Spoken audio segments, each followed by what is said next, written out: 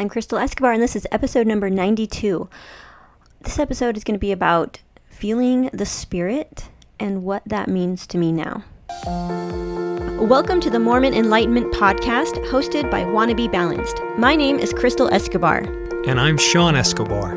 This podcast started out as a self-help podcast for moms and has transformed into a documentation of our journey out of Mormonism.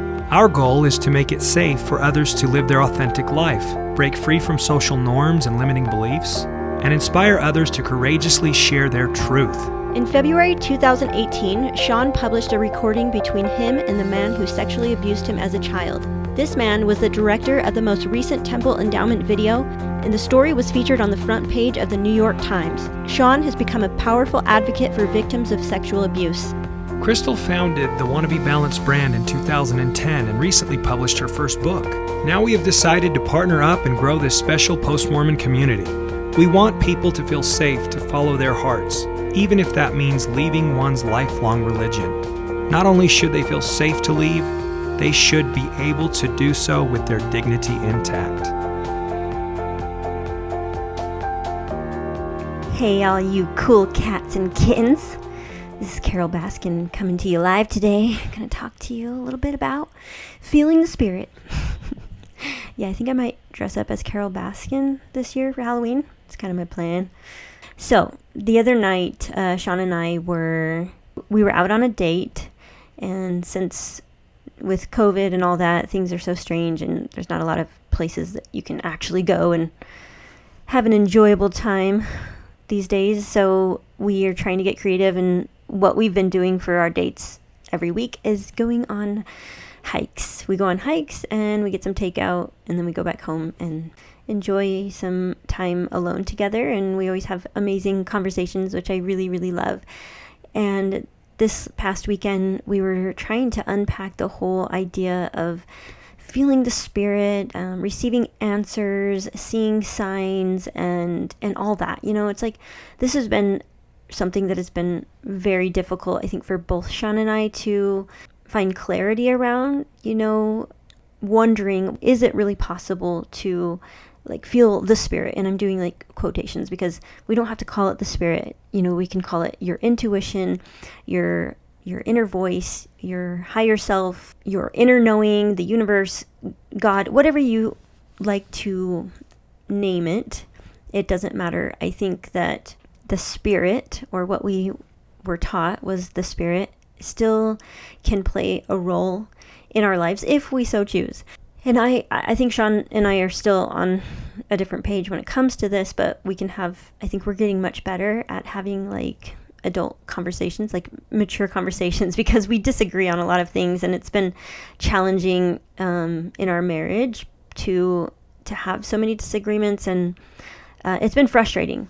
But we are learning how to effectively communicate our differences in beliefs and opinions and views, and not be so offended or get so frustrated with each other. So I'm very proud of the growth we have obtained around all this stuff when it comes to communicating our differences and beliefs, because we see things very differently coming out of the church. I'm trying to be more sensitive to the way Sean sees things and allow him to feel and think the way he does about certain things without being so offended, because that's kind of what I've done so often in the past, is so frustrated that he would actually say something that implies that there is no like inspiration or receiving answers or all that, you know, like that's what our most recent conversation was about. And it's been hard over the past year to talk about this, because it bothers me to hear him say that, you know, I don't know if I believe in signs or receiving answers and all that anymore. And which I can totally understand why, because it is a hard thing to comprehend at this point. Now looking back at our lives and seeing how we were fooled or led astray or deceived, all under the guise of, well, we felt the Spirit, we received answers, that it was true. And so now I feel like it's something that I'm sure all of you are experiencing as well. And I would love to hear your feedback on this whole topic, because I'm still trying to find clarity around the whole thing.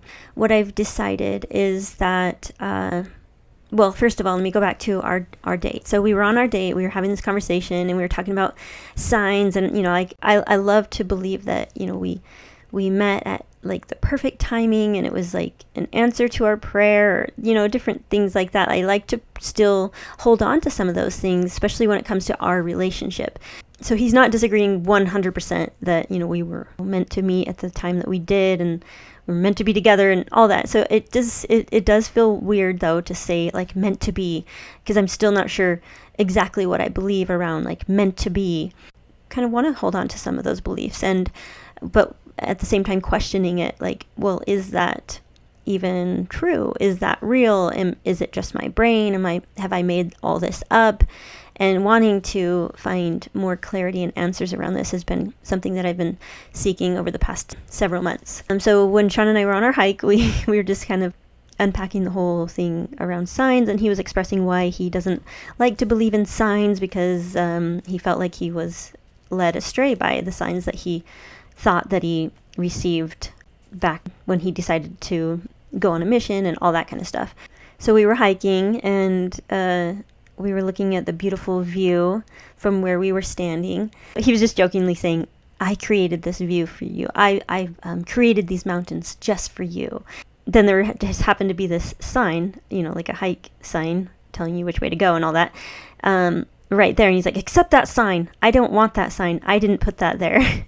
And I just thought that was just a great analogy to this whole conversation. And it was almost like a way to, maybe like a philosophical approach to looking at life from a new lens, from a new perspective, and wondering, well, what would life mean if we no longer believed in signs? If there just were absolutely no signs, like signs guiding us or telling us where to go and helping us in our lives? What if there were just no signs? What if we just trusted ourselves so much that we knew instantly where to go, what to do, what to say, what choices to make? What if we just trusted our intuition so deeply that signs were not even a thing? We didn't even need signs. We weren't seeking them out, and we just knew what to do. And we also were discussing, different parts in our lives where we feel like there was a difference between, the times where we prayed and prayed and prayed, asking for a sign or an answer to our prayers. Now looking back, we're like, well, that was kind of like the wrong answer. That was not the right choice for me. But when we think about the time when we first met and we had decided to get married, we both realized that neither one of us actually prayed about whether or not we should get married. We just knew. I never questioned it. I never thought, oh my gosh, is this the right decision? I should probably pray about it. I never did, and Sean never did either. And so we were kind of realizing this, and that kind of gave me a little more clarity around how to receive inspiration now in my life, and it doesn't have to apply to all the ways I used to believe in receiving answers and signs and all that in the past. And it was kind of like this aha moment for me, realizing that, oh my gosh, there have been many times in my life where I have just made decisions, and I feel like those are the times where I was so deeply connected to my inner voice, my inner knowing, my true self, and I didn't question it. I just knew that it was the right choice for me. And I think that when we can look back on different times in our lives where we were filled with confusion, not knowing what was the right answer, and we spent months and months, going back and forth, and then we suddenly see a sign or something happens that we take it as a sign that, okay, this must mean this is what I'm supposed to do. And so that I can see how that could be a way that could lead us astray in our lives. And now, we can look back and be like, oh, wait a minute, that was actually not the right choice for me. But overall, I still believe that this is a process. What if learning how to hear our inner voice and to connect with our inner knowing was part of the purpose of life? That it is a challenge. Like if we believe in life before we came here, and we kind of had an idea of the certain things that we were going to learn here in this human form on earth, and we knew that part of it was going to be learning how to tap into that inner knowing. It wasn't going to be something that was so easily obtained.